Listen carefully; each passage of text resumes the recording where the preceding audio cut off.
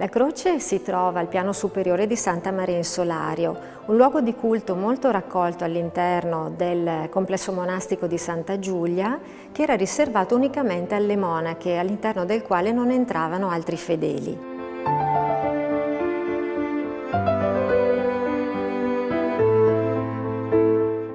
È una croce che aveva una grossa importanza dal punto di vista delle cerimonie che si svolgevano all'interno del monastero. La croce infatti poteva essere montata su un'asta e portata all'interno del monastero anche nelle altre chiese.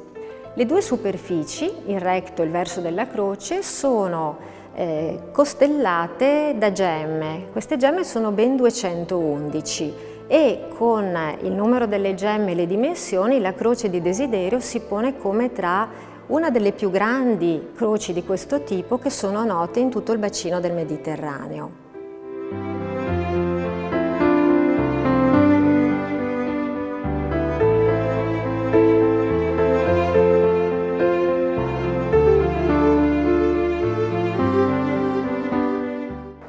Il verso della croce è caratterizzato per avere all'incrocio dei bracci la figura di Cristo crocifisso, quindi secondo l'iconografia francescana, e questo elemento venne probabilmente inserito nel XVI secolo. Su questo lato si concentra la maggior parte di gemme di età romana, che attraverso i miti e le storie che raccontano aprono uno squarcio su quella che era la cultura classica, sicuramente ben nota anche in età medievale.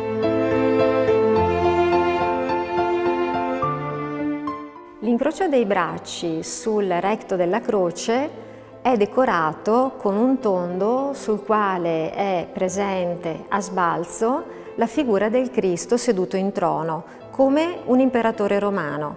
È un'iconografia più antica di quella dell'altro lato e risale probabilmente al IX secolo d.C.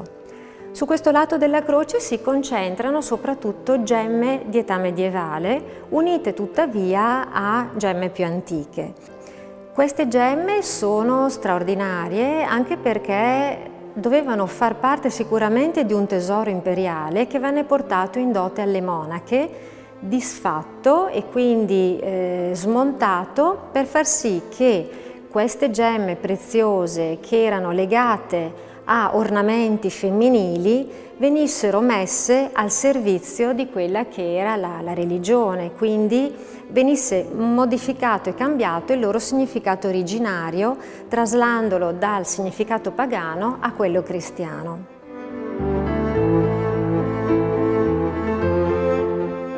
Quando nel 1798 il monastero di Santa Giulia venne soppresso da Napoleone, come tutti gli altri ordini monastici, il tesoro del monastero venne disperso, ad eccezione di alcuni oggetti che vennero ricoverati nella biblioteca quiriniana che all'epoca era già pubblica.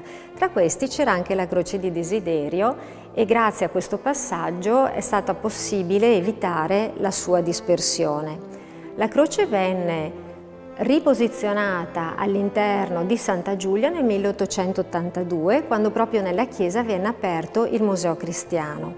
Venne poi ricoverata in Pinacoteca e dal 1993 ha ripreso la sua posizione originaria nell'Aula Superiore di Santa Maria in Solario, dove oggi è possibile vederla.